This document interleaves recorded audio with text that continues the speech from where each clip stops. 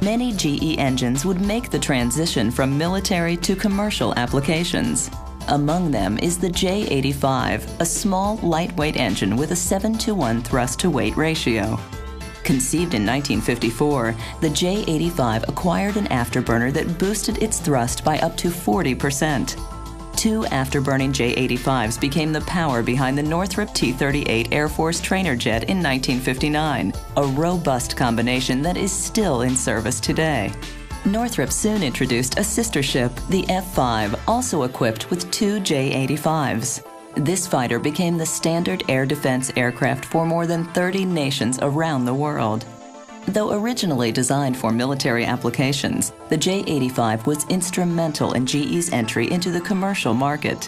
With the afterburner removed, the J-85 became the CJ-610, an ideal choice for executive and small commercial jets.